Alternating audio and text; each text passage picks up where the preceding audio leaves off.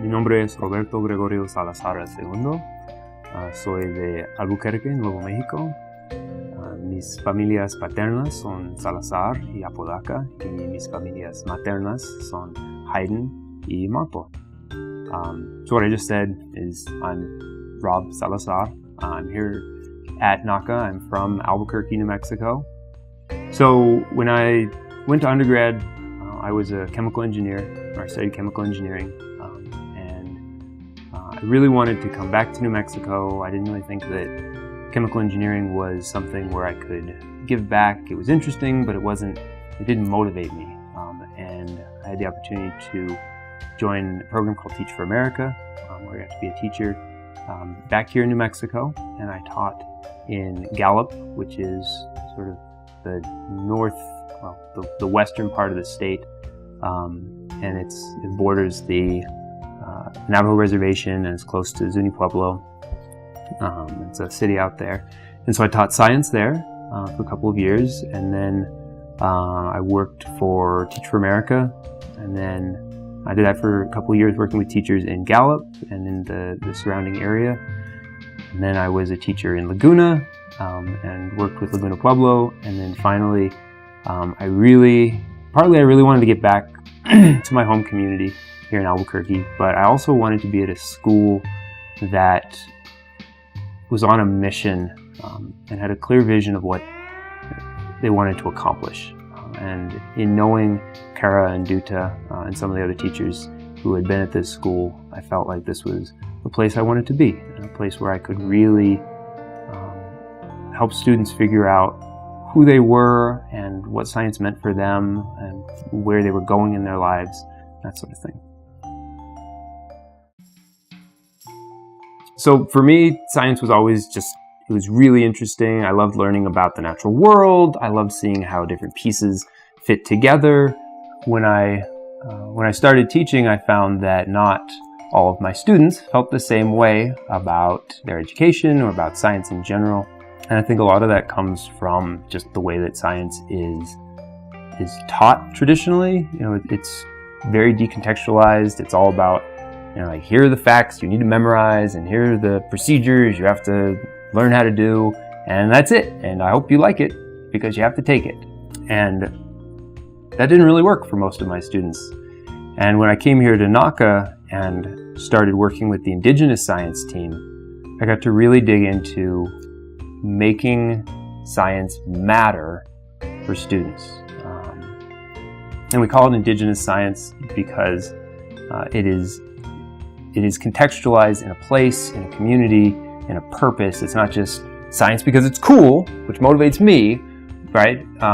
But it's science because when you understand your world and you can apply it, you can do things. You can accomplish things for your community or for your own goals. And I want that for my students. I want them to be able to take the content that they're learning, but see ways that it relates to their lives. Either their lives now, or where they come from, or what they want to become, or just things they're curious about. I guess the term is contextualizing of the work in our team, in the Indigenous science team, to try and find ways to make the content relevant. Not even to make the content relevant, because the content is relevant, right? But to reveal the connections between what has become this totally disconnected world of science to the real purpose of it. So, for example, my chemistry class, it's not a traditional chemistry class where you have to memorize things from the periodic table and that's all you're going to do with it, and you have to learn how chemical reactions work for the sake of chemical reactions. Instead, the chemistry class is really more of a material science class, where we say, what are materials that we use? And why do we use those to do the things that we use them to do? And that leads into an interest in the materials. For example, we start off with a unit on metallurgy, and we look at traditional uses of metals, pre-Columbian uses of metals, mining, smelting, before European contact, and then contemporary uses of metal. And students learn about, they learn about the atoms and the structure and the electrons and all that stuff, which is valuable and cool, I think. But like, they learn it so that at the end of this unit, they are creating their own metallic objects. They're creating their own jewelry. Some of them make their own Monopoly playing pieces. But to make those and to have them come out in the designs they want, they have to apply the principles of the science content, of the chemistry content. They want to be able to make the thing they want to be able to make.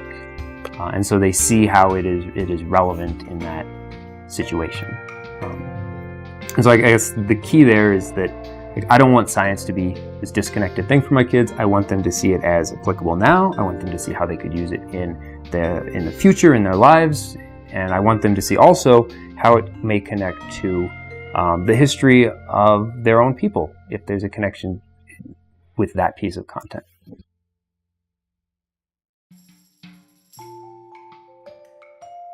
In the material science class, the chemistry class, the big question is, how do we manage the natural resources we have, and how do we use them to accomplish the goals that we want to accomplish as a society, as communities, as individuals, and how do we do that in a way that is sustainable?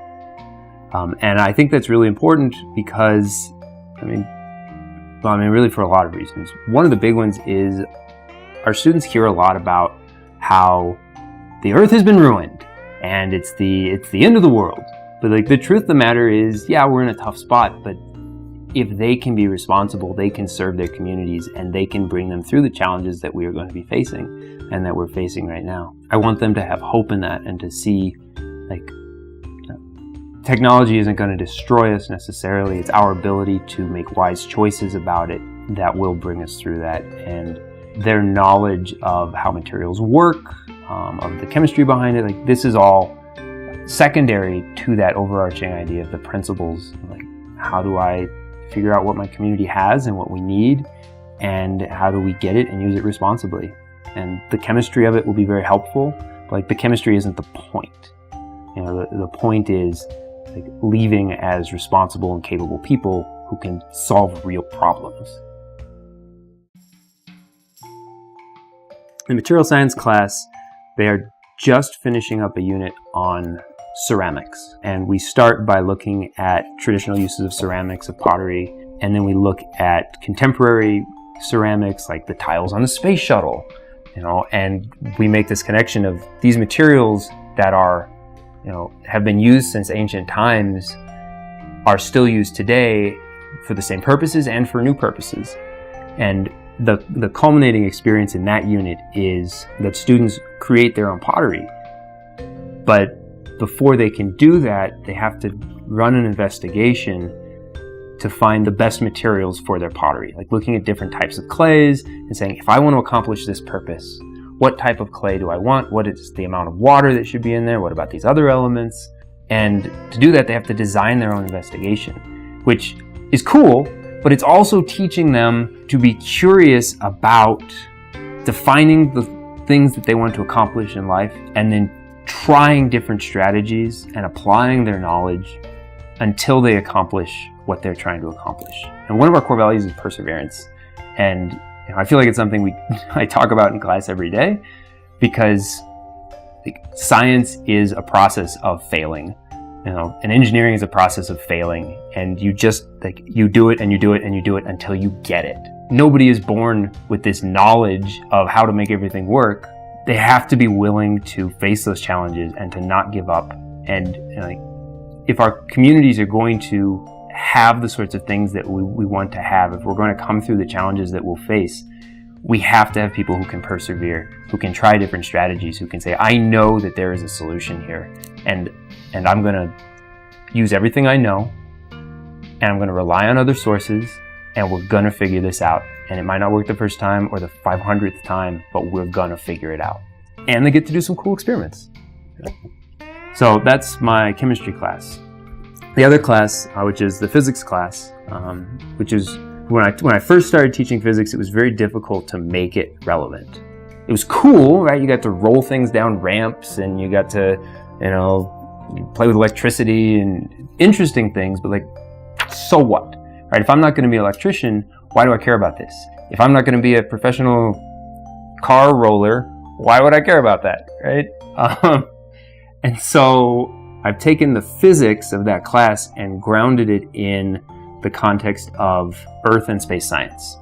So like, what is, they learn the physics part, but how does the Earth function based on those physical principles? How do we learn about space by using the principles of physics? And so the unit that they're wrapping up right now is, I call it the Earth Stories unit, but they look at a particular land formation, something that is culturally relevant.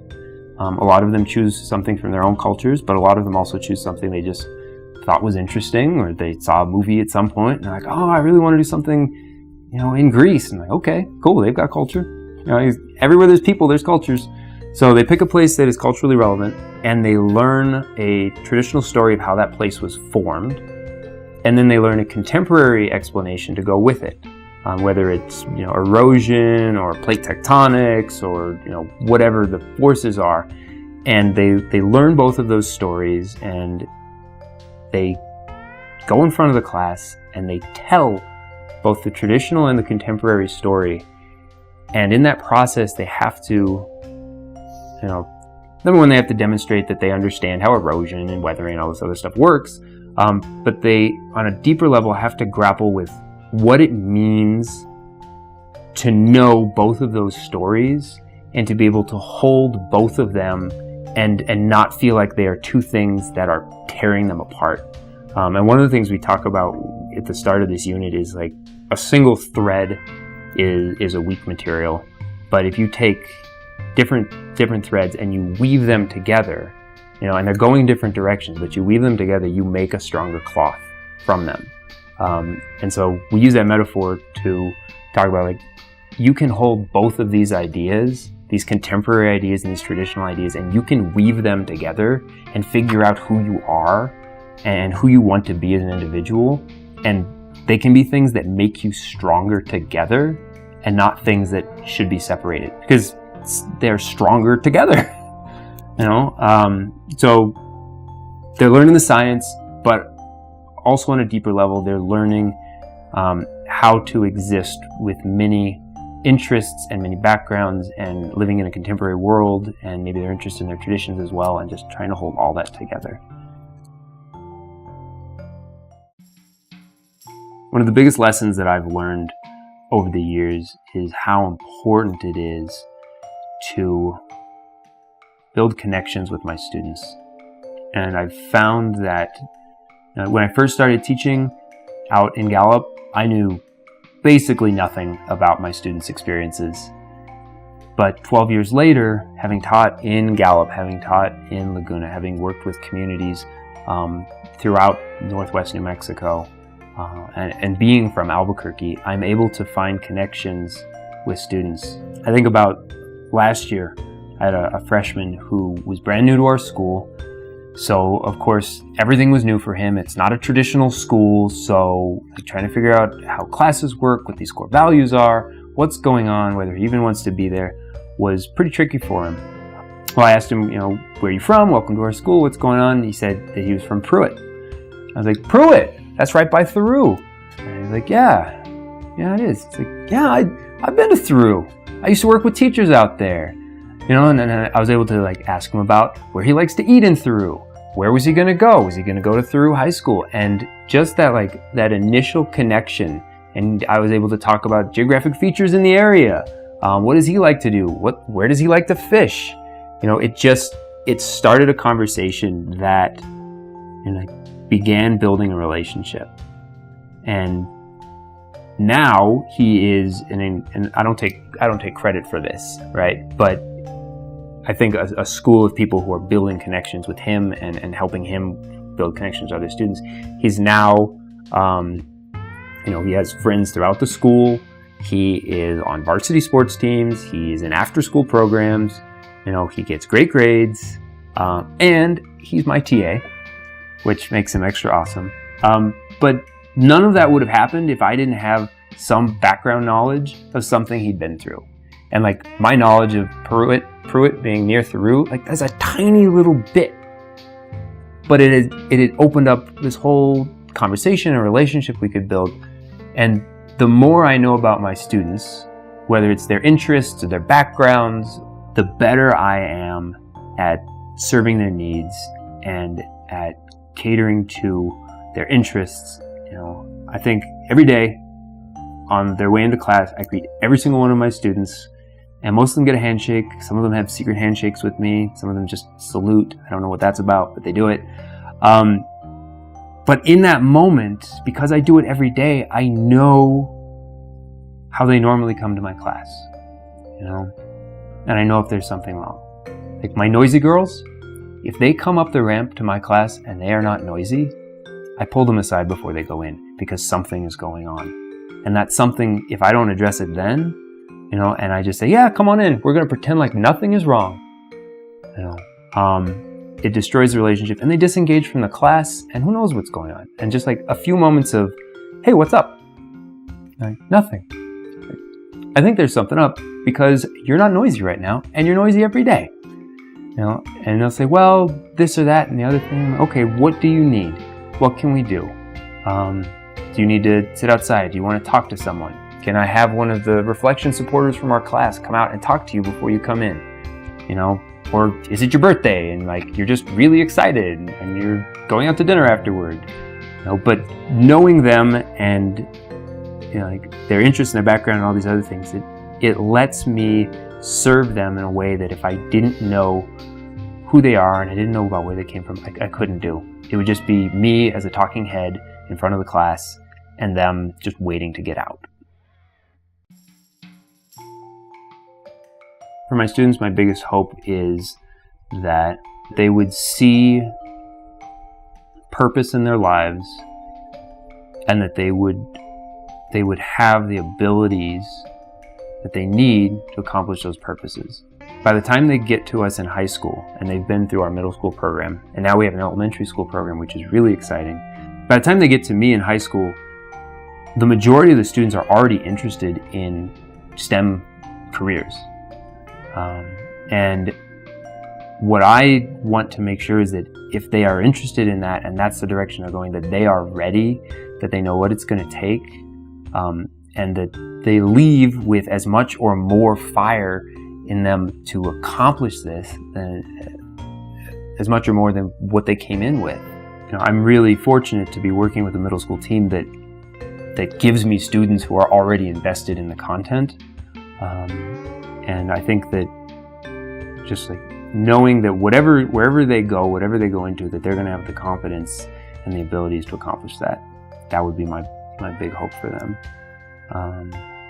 In terms of science, I guess my biggest hope would be for just our science program in general at this school would be that we continue to integrate the different science fields. When we started, it was very compartmentalized: environmental science and biology and physics and chemistry. And we've been working over the years to find ways to connect everything to this overarching idea of environmental science, of indigenized science that is based in a place or based in a community, and how the science principles can be applied there.